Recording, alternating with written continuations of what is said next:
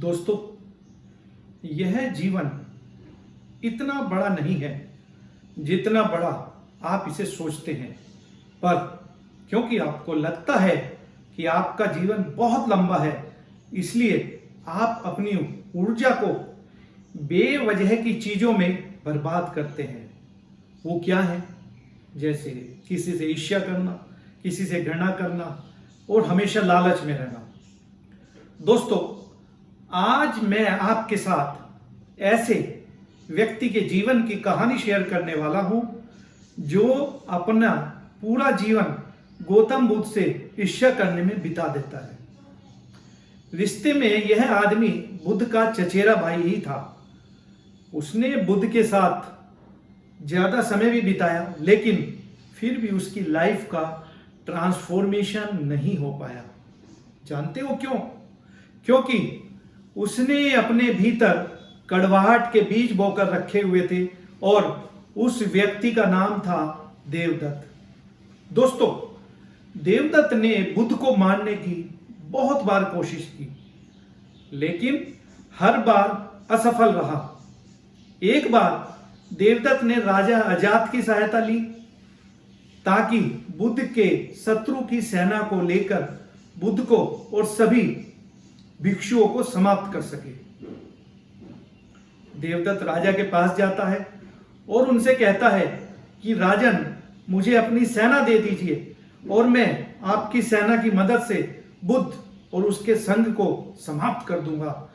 लेकिन इस बार देवदत्त भी असफल हो जाता है, क्योंकि अब तक राजा अजात शत्रु भी गौतम बुद्ध का अनुयायी बन चुका था।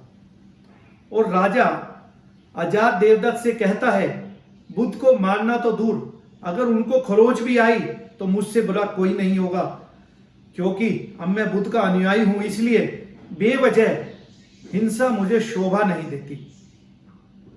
उस समय तो देवदत्त वहां से चला जाता है, लेकिन वह तय करता है कि वह अकेला ही बुद्ध की हत्या करेगा। उसके कुछ दिनों बाद बुद्ध अकेले ही भिक्षा लेने के लिए एक पहाड़ी के रास्ते से जा रहे थे। देवदत्त उसी मार्ग में पहले से ही छिपा बैठा था। उसका उद्देश्य था कि मौका मिलते ही वो बुद्ध पर हमला कर देगा।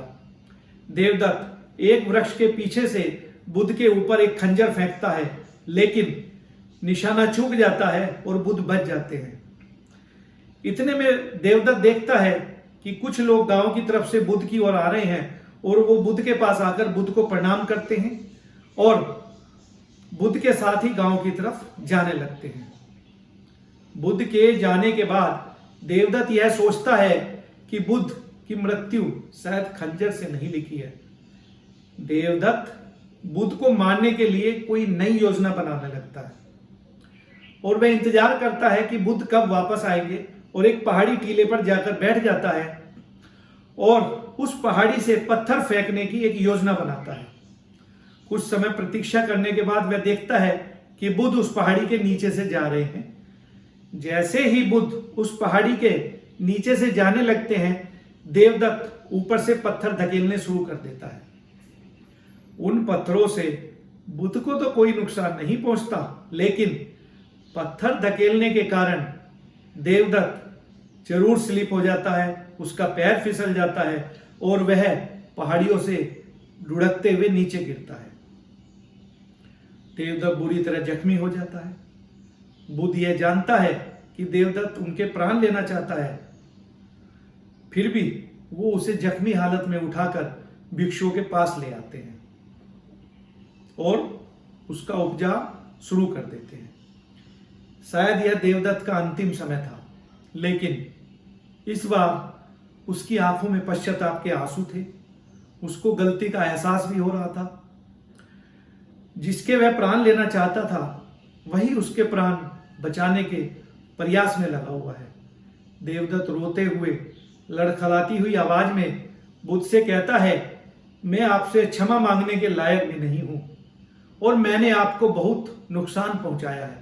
पर बुद्ध कहते हैं, मुझे तो कुछ भी याद नहीं है। बुद्ध के ये शब्द सुनते ही देवदत्त की आंखों में आंसुओं की धारा बहने लगती है और वह अपना जीवन त्याग देता है।